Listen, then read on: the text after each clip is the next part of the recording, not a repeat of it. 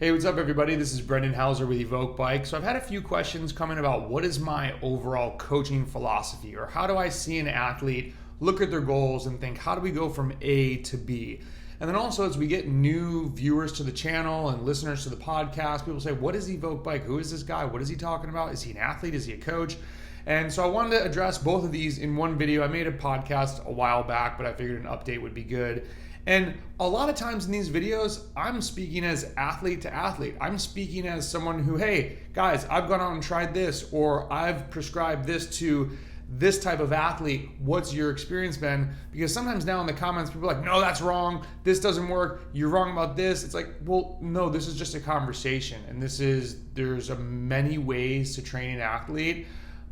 You don't have to listen to anything that I say. I'm just putting out, hey, this is a scenario that we've encountered. What about you? What have you encountered? And the more that we can learn from each other, and the more that we see how we are really at the beginning of scratching the surface of endurance training with power meters, understanding more from so many more athletes as the globe continues to shrink, we're just learning more and more and more. And I think what we know in 10 years, we'll look back now and kind of laugh at what we were doing, similar to 10 years ago, we look back and it's like, man, what were we doing back then? So sometimes these are just conversations I was having with an athlete, with a teammate, and thinking, maybe I'll start blogging about this stuff. I've been blogging since 2011, and I had a podcast back then about cycling and training and racing, and it's just what I love to do. So this channel is not trying to be the Bible on training. It's more of experiences with training and racing.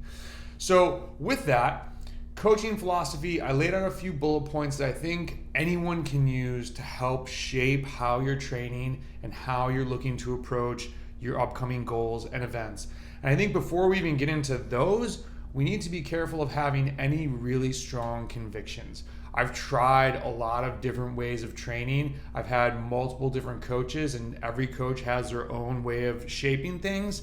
And I think if we are set, this is the way to do it, that's when we run in and have some errors and we're not nimble enough.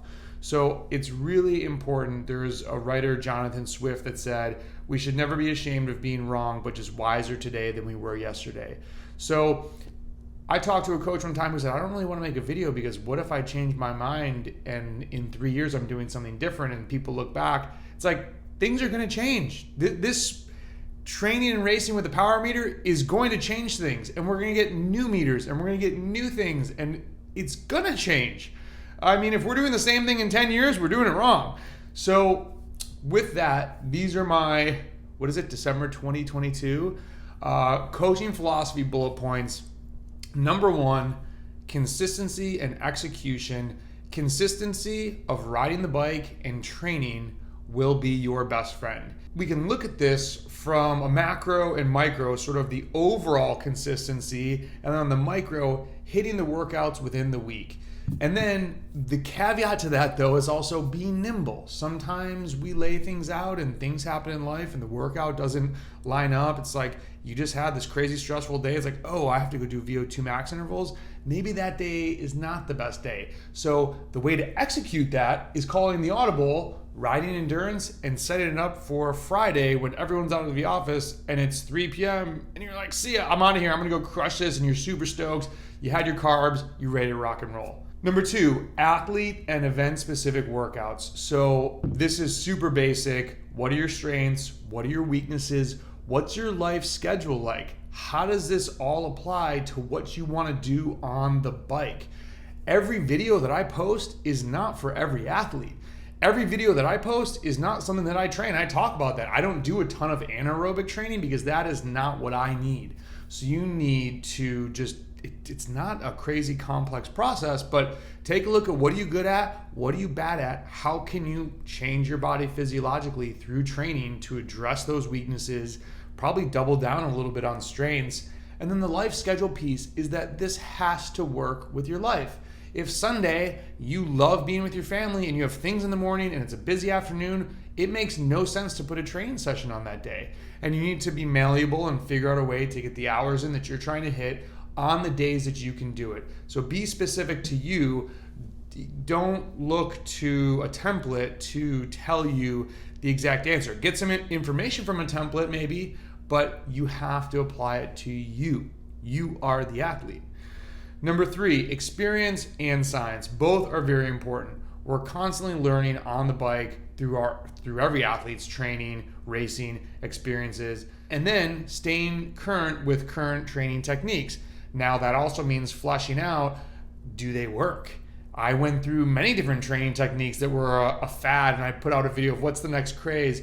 I try it, I see what happens. Some things work, some things don't work. Some things work for some athletes, some things don't work for another athlete. And that's to bullet point 2, it's athlete specific. So when I look at the experience and science, I've trained over 160,000 miles and I've coached hundreds of athletes. It's all about finding the trends of what works for each person, and then is there science to back up what we're doing, and what do we know that we can maybe apply to their training to make them even faster.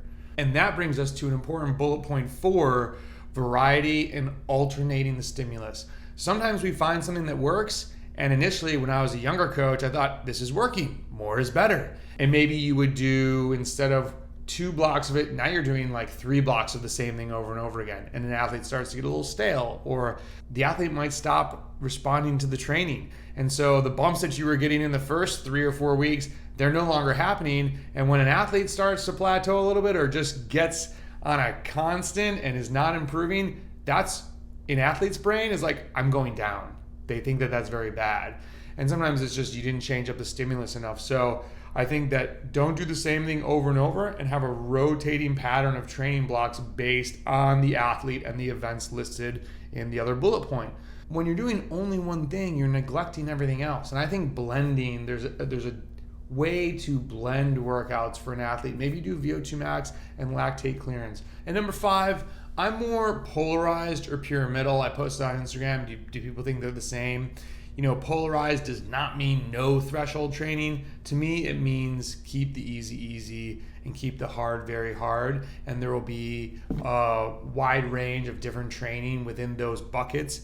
And just keep it simple. This doesn't have to be overly complicated. It's very important to optimize your training and use your time wisely and bulk up on the staples of training, aerobic training, whatever the athlete really needs. But don't overthink it, and just don't be going kind of hard all of the time. And then the last one, which is definitely not last, but mindset and tactics. This should almost be first, because if you have a poor mindset, you can do all the right things in training, but you're just not going to get the most out of it, and you're not going to see yourself getting better as an athlete. There are athletes where I had a guy who said, oh man, I really feel like I screwed this one up. His target was 255 watts on 6 intervals. And by the last one, he did 247.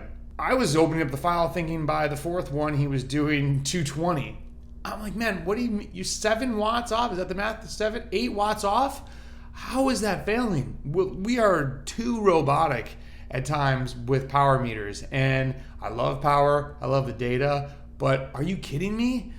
It's that mindset of being overly crunched on the numbers to think that you just failed when that is a massive win, doing the number that you're hoping to hit and coming darn near close on the 6th one. You should be thinking, hooray, I crushed that, instead of being like, I failed. That's the wrong mindset. And then there's racing mindset. There's mindset, a lot of different mindsets, and that could be a video in itself. And tactics. If you can get stronger, if you don't know how to race and racing is your goal, positioning, you cannot out-watt bad positioning. You cannot get intimidated. You cannot get pushed around. All those things matter so much. And as a coach, it took me a while to understand how to have those conversations with athletes, because naturally, most athletes come to me wanting more watts.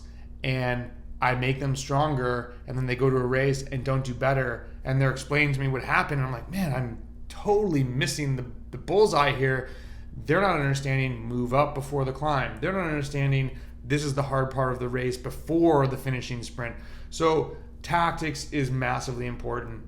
And then something that I just run with throughout my life is focus, pain, success. If you stay focused and you're nimble with your plan and you're malleable, you will find success in this sport. I think that it's very easy. We're all going to hit roadblocks, and it's very easy to get discouraged by those. And a huge point of this video, I hope, is to motivate you to keep going. I have so many people at Genesee Valley Cycling Club to thank for continually pushing me when I upgraded from Cat 5 to Cat 4 and I got dropped on the first race and I watched everybody ride away and I thought, man, maybe I'm just not good enough. They said, just go back. Just keep trying. What went wrong? Think about this. And then you go to your first Cat 1, 2, 3 race and your head is spinning and it's like, okay, take a step back. What went wrong? What are you training on? What are you looking at? Keep going. I'm in a lot of forums. I read a lot. I post a lot of stuff, but I read a lot of stuff and people get frustrated like 18 months in. And I tell athletes that I'm working with who I've coached for 3 years, just a reminder, you're still super new at this. I remember distinctly getting my Cat 1. I was 3 years in, had been looking back at things, and I thought I knew a lot of stuff. And I had learned a lot. I didn't even know what I didn't know yet. And then I got to 5 years, I looked back, I was like, wow, I didn't really know much. And then you do bigger races and you do more training and you find out more about yourself and you keep peeling these layers back. And then you might hit a point where you're like, I hate training. I don't want to train. You burn yourself out a little bit and then you reassess. How do you do? It's a journey, right? The end is far away from me, at least. I hope, God willing, but just keep going.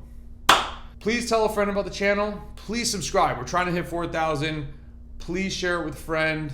And good luck with your training. I'm excited to hear about you crushing it. Get in the Discord. Hit us up with questions about coaching.